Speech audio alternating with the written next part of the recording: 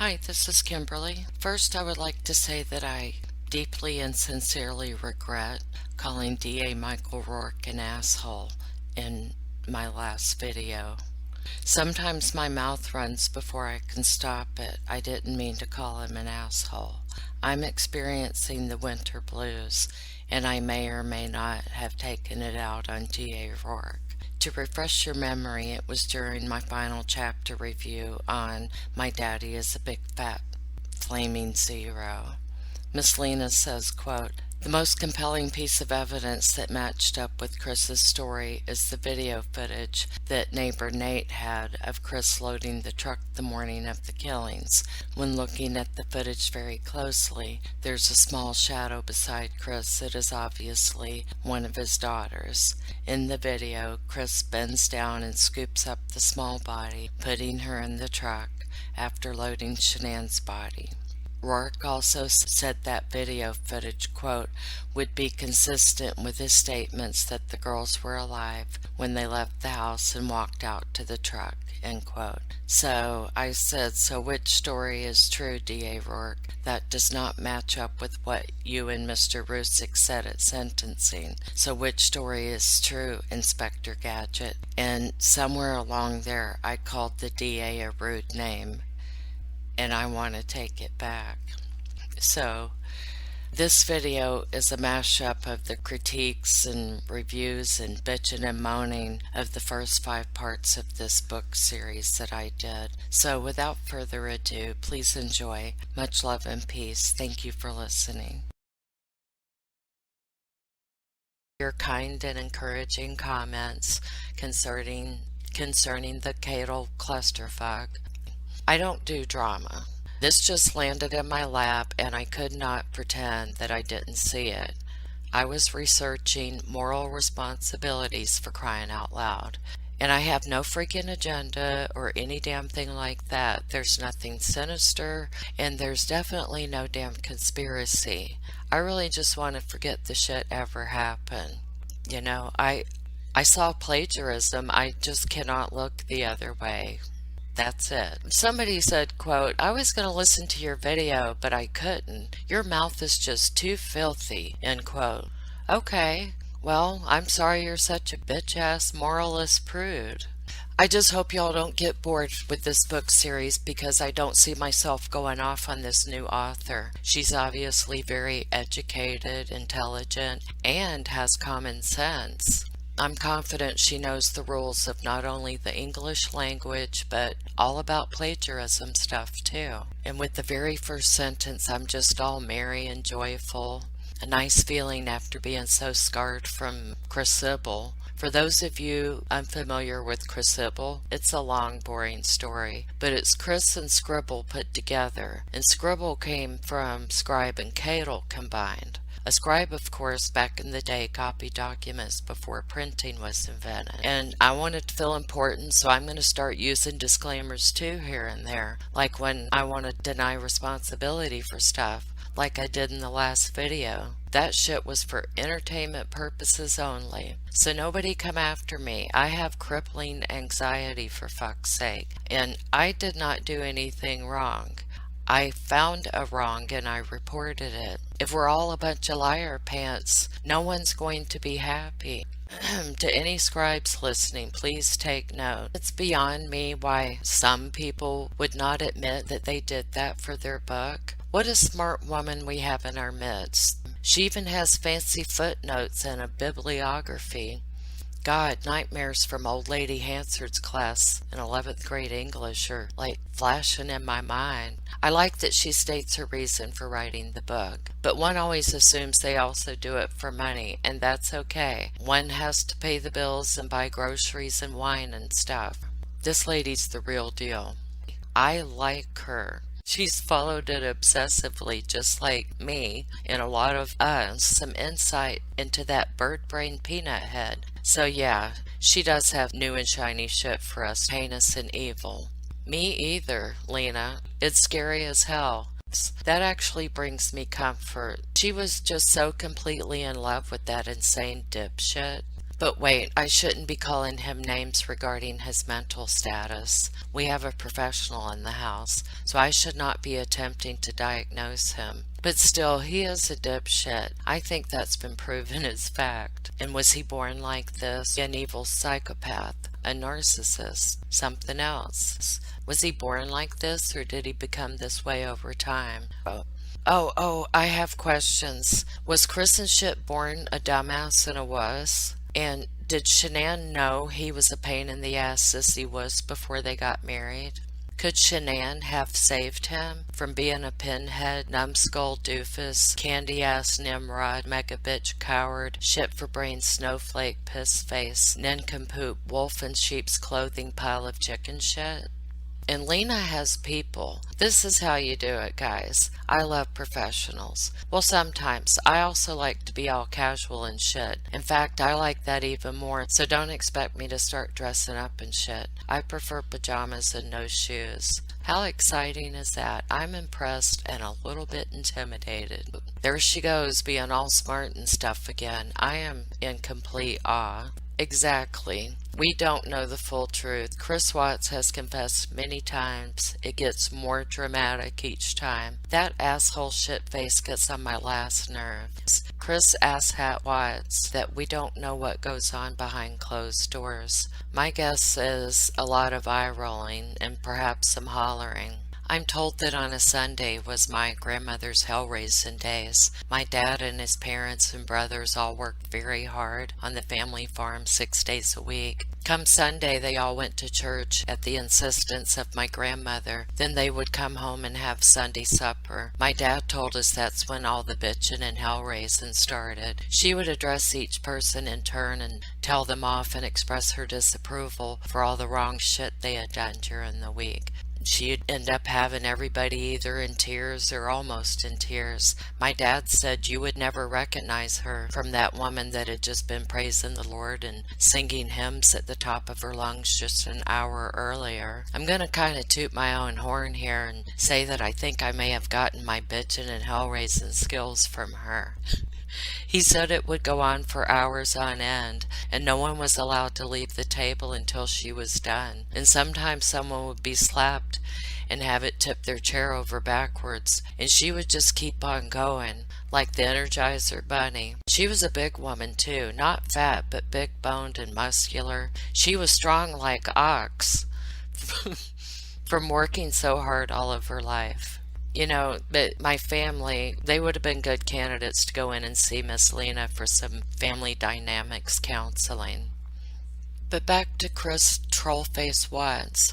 Land sakes alive. The author understands that there are people, well, like us. I'm just glad she recognizes us. I feel confident she's not going to try and pull the wool over our eyes. Thank you. Something we can all learn about together. I love how open and shit she is. I have a feeling she's free of deceit and untruthfulness, too. What a cool Christmas present we have. I can't wait to really get started with this book. This is not an imitation. It's a real book. I feel like my soul can begin to heal now that I've been released from that previous printed work of evil and suffering. So let me shut up that Chris asshat Watt that liked to send nude and semi-nude selfies to him, especially when he was with his wife. Some individuals that watch my videos get lost, and some don't understand what the hell I'm talking about. Do I talk in circles? If you can't follow me, I suggest you give up. This is as good as it gets. If you are an asshole to me, I will hide you. You know why? 'Cause I can. It's my channel and I make the rules. I dictate this damn channel indelicate or unreasonable. I've wanted to do that kind of shit all my life, but I was unable to when I was a child or in school or in the workplace, and now I can. I like being facetious. However, if you find it to be all cathartic and shit, please don't let me stand in your way. Carry on. Okay, everybody, let's take it from the top. But the following is the sentence that sent me into a wave of hysteria. I was like, shit, here we go again. I can't take this. How the hell does she know? Am I going to have to be checking every little thing for embellishments of the truth? Miss Lena would probably say that I have trust issues stemming from my history of reviewing books. But this is only my second one, so Miss Lena would tell me to move on, that this is obstructing my progress in becoming a gumshoe and talking excessively about shit in an antagonizing way. Given that I've already strayed from the topic about 3 times. So, right away I'm wondering, where did she get this info from? I'd just like to know if she elaborates and lays it on thick. It's either right or wrong. So right away I found myself looking up. For a brief moment I felt like this was a necessary step. But I'm scarred, y'all, due to a book I've read previously. I won't blast that book here. I don't do that sort of thing. I just wanted to make sure I know what I'm dealing with here, because, well, my soul is wounded. And yes, I've already gone over the introduction, but I have to make sure I know of whence I speak. Okay, cool. And bingo, I found it. So this has calmed my fears that Miss Lena is cheating on me. I mean the book, or the readers of the book. Maybe I can learn to trust Miss Lena. I'm sure she could provide some counseling about my trust issues. Okay, gotcha. I am fine, so let's carry on. So, Chris was being an ass, and not being his usual cooperative and ass-kissing, doting self, and that bitch-ass Chris ring. Awesome. What a damn quandary to be in. Why the hell would he act like this is her problem and her problem alone? What a fuck weasel. I thought he was too chicken shit, 'cause he's a candy-ass coward. Why didn't he just tell her that he was DUN done? His chicken shit self could have moved out while they were gone during the summer. Why did he drag this shit out? Oh yes, he was not used to behaving in the way of a responsible adult. Was he even post-adolescent yet? She's just always positive and upbeat. Well, like me. Bless her heart. That is so unlike me. I hate my phone. I don't like talking on the phone. Ugh. I just don't like loud noises and intrusions. Oh yes, I forgot. This isn't about me, is it? Forgive me, please. Which the numbskull promptly threw in the trash. Sir, does this guy have a slow response system, or is he just extremely easygoing? Was everyone hungover from the weekend? They didn't know yet what he had done to his family, but answer your damn phone when your direct supervisor is calling, even if he is a wuss. Yeah, Chris, this'll go well with your story. Sly move, Pinhead. Dumbass said, the girls aren't there, are they? So the owner put him on hold to check. After that fiasco, of course, to show he is a concerned, distressed husband, he was quite the busy bee that morning. He also noticed that Chris and shit was dressed like a slob. I want to know what was said in these phone calls. And after all of his busy work, scheming, and undertakings, Shithead took a picture of sunflowers in the open prairie to send to his romantic and perverted sexual partner, Nikki. Damn, I'm gonna have a hard time trying to come up with mean shit to say. The other book that shall remain nameless was such a clusterfuck that it would take me an hour to get through one page, and that is not an exaggeration. And well, because of his mistress, Nikki. He is such an egotistical bastard, asswagon, strutting barbarian, self-important lunkhead, fruitcake jerk-off bitch face, low-life inflamed piece of chicken shit. It was at this point that I thought I had spotted an error. But it was a false alarm. She had a footnote. It was called Footnote 1. Wasn't that sweet? Thoughtful. Isn't that delightful? I'm being serious. And was used to just barging in. Letting herself in to be of assistance. Chris kept playing dumb. I'm sure that was an easy task. Or maybe he just really is a dumbass. They weren't buying it, so quit your bullshit, you half-wit. For God's sake, quit being such a weenie all the time. Nobody gives a shit about you, Chris and shit. You are nothingness that fades into the wallpaper. That Nimrod probably felt nothing. What a fruitcake. It's not like me to offend people, and I don't want to start now. But anyway, Chris finally got there and was acting all suspect and stuff. Mr. High IQ seemed to be thinking he was being nonchalant. I honestly do not mean to sound crass, what this bumbling, clueless culprit was doing while he was fumbling around. Then here comes next door neighbor Nate ambling over, wearing a backwards baseball cap. He wanted to give the lowdown. Chris fucked off in the house for a minute or two. Dieter was barking and they were roaming around and touching stuff, and Chris was being all sneaky and stuff. Well, that and that everyone was. Chris and shit freaked the fuck out, but a light went off in Ding Dong's head. He gulped and blurted out that Shanann was pregnant. Well, son of a bitch, I think Casanova wet his pants. I think Shanann was bringing back the 70s with her color choices, where his wife and children had simply vanished into thin air. He left out some parts, for instance, that he was having a steamy, torrid, lust-filled affair on his devoted wife. Chris and shit stayed with his spiel and was blathering on about how Shanann had gone to some unknown friend's house without a damn thing for herself or the kids, and they were both crying, and then she was going to take the kids on a play date. I guess just be damned about their first day of school. This is a bunch of cockamamie bullshit. The look on his dumbass face tells me that even he knew none of them were buying it. If his brain was dynamite, there wouldn't be enough to blow his fucking hat off. Oh yeah, and she was pregnant with their third baby. And well, he just wanted to separate anyway. He's such a two-timing dirtbag, imbecile, nutty as a fruitcake. Oh, sorry about the fruitcake. Numbskull, laughable, pain in the ass, reject, dickweed, scumbag, shit for brains, turd vermin, wacko truckload of foul-smelling chicken shit. Go to hell, you asshole. Poor Dieter was beside himself and highly upset, telling everything he knows. No disrespect to Dieter. I know he was only telling the authorities what happened, bless his heart. I wish I spoke dog or domesticated canine language. He has that vacant deer in the headlights look on his dumb face, and I think CW finds it unnerving. Aw. But oh my god, guys. Now, wasn't that a shiny little gem? I love when I find stuff. And I'm bored.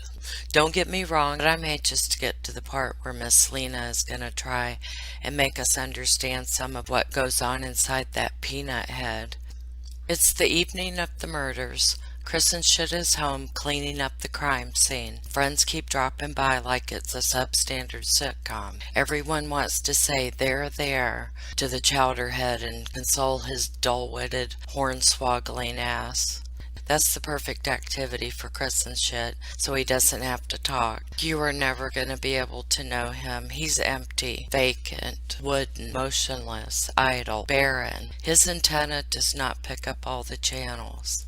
Shanann had motivated Amanda Thayer to sell out to, sell Thrive. Cassie and Nikki Atkinson were blowing up Amanda's phone that afternoon. Chris Asshat Watts was coming up with an ever-changing rigmarole, and shit just didn't make sense, and they were all like, what the fuck, man? And they went to call on Chris and shit that there was trouble in paradise. Confirmed by email to a large group of friends, which several people found a bit disturbing. Facebook was blowing the fuck up too, she just couldn't put her finger on it right away.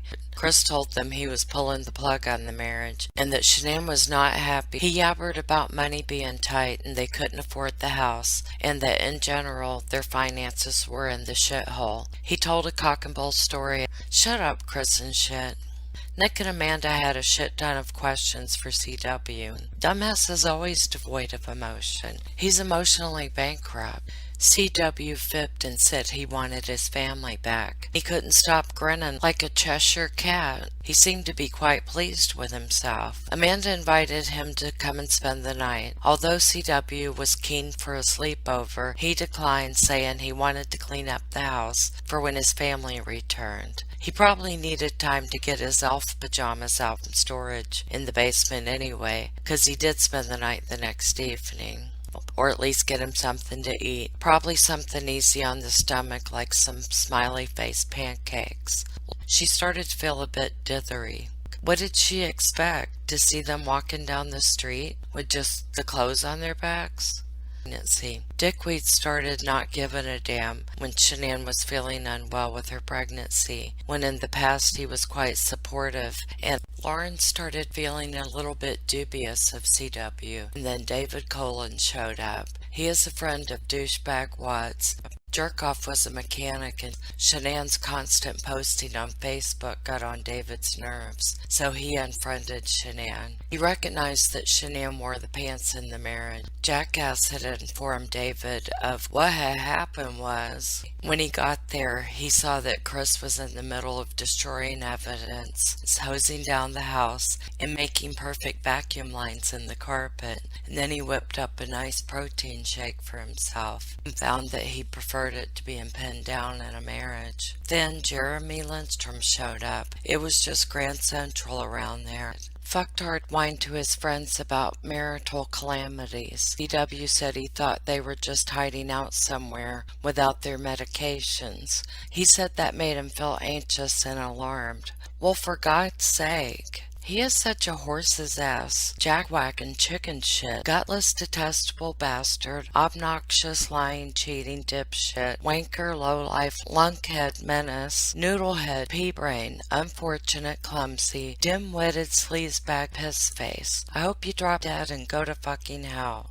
He had unfriended Shanann on Facebook because of her incessant posting friends that Wheezebag was acting out of character, guiding her away from thinking that he would leave her for someone else. So they were helping her rebuff her intuition and to be in denial. Asshat had gotten a babysitter. This asshat tricked her into thinking he was coming around and rejoining the marriage. But odd that chicken shift and that dumbass had been on edge. The media storm was ignited. Little subtle things, you know. And then you're like, aha. Or maybe it's just me.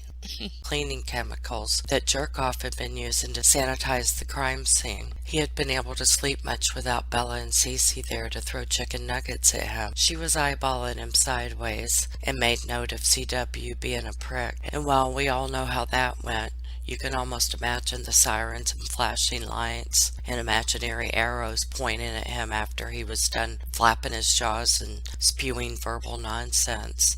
Did dumbass really think he was outsmarting everyone? It is very well written. I mean, I have no bitching and complaining to do. Describe the fiasco that went on that morning with the local news stations. No, Chris and shit is doing his bit where he's trying to be all cool and saying, like, if somebody, like, has her, like, I need you to, like, bring her back. And, like, if they are, like, safe, like, and they are, like, gonna, like, come back, like, you know, and I, like, miss them, like, you know, like, barrel rushing me. He is just completely uninhabited, like, in his mind. He, like, checked out a long time ago. If his hair were longer, he would have been doing that emo hair flip, you know, where one moves their head in such a way as to get the hair out of their eyes without using their hands. He's a goddamn embarrassment to the human race. A complete and utter moron, damn fool, dickweed jerk-off, bungling, maladroit, dumbass hole, extraordinarily stupid, foolish, clod-hopping dickhead, fucker, pinhead, cretin, slithering, idiot, brainless, incompetent piece of chicken shit. Eat dirt, bitch. But then we get to where Blockhead goes to the police station to meet with Special Agent Graham Coder of the FBI. Yep, while this son of a bitch was laying under a car becoming a master mechanic, Coder was polishing off his degree in criminal justice. And he was about to come for Chris Asshat Watts. Well, CW's flippant teenage boy attitude did a quick change once Coder got a hold of him. He was about to make Shithead feel special and unique. He also was about to play on Chris's people-pleaser emotions. That's my own observation, not Miss Lena's. Sometimes I'm all perceptive and stuff. Burl. So Coder was like, you know, like getting the hunch that the two might be related, and that CW should put himself in his shoes. Well, damn it. Lunkhead doesn't want anyone to get into trouble on his account. But wait, he didn't want to go to jail either. Oh, brother, what a conundrum he was in. Chris told Coder that it was giving him a tummy ache because he knew it didn't look good on him, but that he's all moral and upright. He would never do such a thing. Interrogation. I could see Chris start literally squirming in his seat. I was starting to wonder if this bastard was going to get one of those unruly nervous stomach things where you get one of those explosive diarrhea attacks out of nowhere and have to make a sudden trip to the toilet, and Coder was blocking the door. And then Chris got all smart and stuff and flipped it, trying to get Coder to look at it from his point of view. And he was rambling and talking aimlessly, just trying to fill up the quiet time. He promised Coder that he, quote, had nothing to do with that, end quote.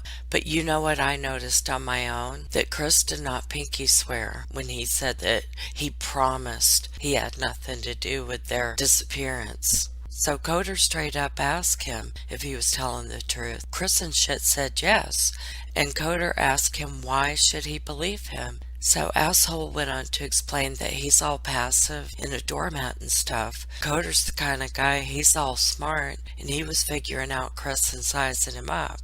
And he was going to do whatever it takes, even if that means getting down on the floor with him and playing blocks or Hot Wheels with Chris.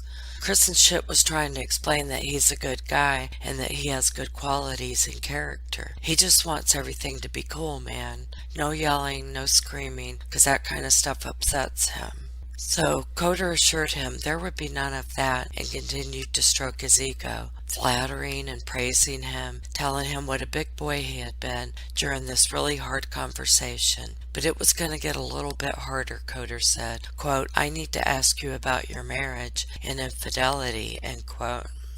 What? Well, Chris and shit just flipped the fuck out. Coder was wanting to know if Chris had been playing house with a new mommy other than Shanann. Well, his eyes got big and round like saucers, and his mouth fell wide open. He looked like that kid from Home Alone when the burglars showed up. He didn't like talking about what mommies and daddies do under the covers in the dark. CW started blabbing about he's completely virtuous and he has no moral flaws and shit like that. Chris and shit said in all seriousness that he and Shanann would ask each other's permission before doing something like that. Coder didn't even laugh when he called bullshit on that one. CW backed down from that high horse he had been climbing up on. Coder said blunders happen. And Coder promised not to tell anyone if Chris had a regular secret companion with whom he had a romantic and/or sexual relationship with. So he started buttering him up again, trying to get him to fess up. But Dickweed continued to insist he only played house with Shanann, no one else. The author says, quote, when Chris and Shanann had started dating, Chris was overweight, pale, and socially awkward. When he started doing Thrive, per Shanann's suggestion, he began to lose weight rapidly. He also started working out religiously and watching his calories. The transformation had been remarkable. As Chris sat before Coder, he was objectively lean, muscular, tan, and a handsome man, end quote. And I would just like to clarify, those are the author's words, not mine.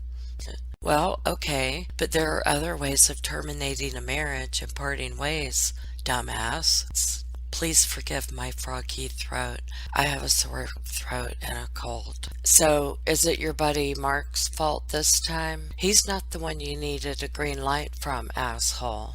Anyway, so CW was babbling on about not being in love anymore, and Coder cut him off by saying, quote, I gotta tell you, it sounds like a load of horse shit to me, end quote. Go Coder. Chris went on and on and on about the connection. Quote, it's just a connection that isn't there. Like, you know when you can look at someone and put your forehead to their forehead and you hold them and you know what the other's thinking? That's a connection. I didn't have that connection anymore, end quote.